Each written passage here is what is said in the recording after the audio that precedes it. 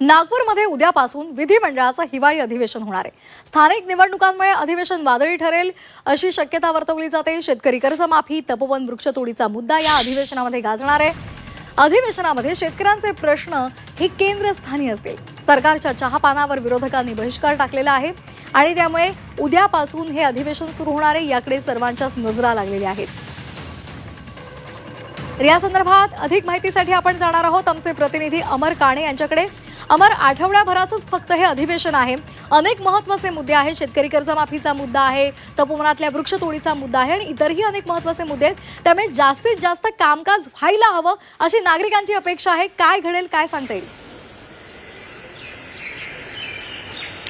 एक तर आठवड्याभराचंच हे संपूर्ण अधिवेशन आहे, त्यामुळे जास्तीत जास्त कालावधी करता म्हणजे उशिरापर्यंत कामकाज चालणार असल्याची संपूर्ण माहिती आलेली आहे। उद्यापासून जे अधिवेशन सुरू होणार त्याच्यात केंद्रस्थानी शेतकऱ्यांचे विषय असले तरी पुणे मुंढवा जमीन घोटाळा प्रकरणावरून सुद्धा प्रचंड तापण्याची शक्यता आहे, कारण की झी 24 तासने संपूर्ण प्रकरण उघडकीस आलं होतं। त्यामुळे एक राजकीय भूकंप झाला होता आणि सातत्याने झी 24 तासकडून पाठपुरावा सुद्धा करण्यात होता। विरोधकांनी सुद्धा या विषयावरून धारेवर धरणार आहे सरकार आणि एकूण बाकीचे अनेक विषय आहेत। तपोवनचा वृक्षतोडीचा एक विषय सुद्धा गाजण्याची शक्यता आहे। पण संपूर्ण अधिवेशनात 2-3 गोष्टी महत्त्वाच्या राहतील, त्या याच राहतील आणि त्याचबरोबर आज ज्या घडामोडी आहेत ते सरकारकडून चहापानाचं आयोजन करण्यात आलं आहे, त्याला विरोधकांनी बहिष्कार टाकलेला आहे। सरकारकडून आज 6 वाजता एक पत्रपरिषद घेण्यात येणार आहे, तर विरोधकांची पत्रपरिषद ही 2 वाजता काँग्रेसच्या विधिमंडळ कार्यालयात होणार आहे। त्याच्यावरून सुद्धा एक जी माहिती पुढे येत आहे की अगोदर कोणत्या तरी 22 नंबरच्या कुटीमध्ये ती होणार होता, पण त्याला तिथे परवानगी नाकारल्यामुळे ती तिकडे गेली।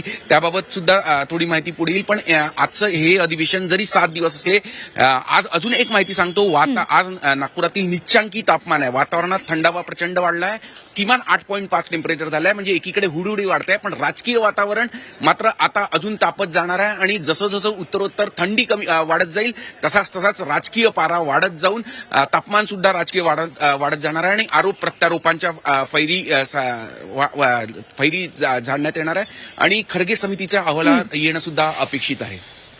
अगदी, त्यामुळे आता सरकारला कोंडीत पकडण्यासाठी विरोधकांकडे अनेक महत्त्वाचे मुद्दे आहेत, मात्र त्याहीवर सरकार कशा पद्धतीने मात करतं हे पाहणं महत्त्वाचं ठरणार आहे। धन्यवाद अमर, दिलेल्या सविस्तर माहितीसाठी।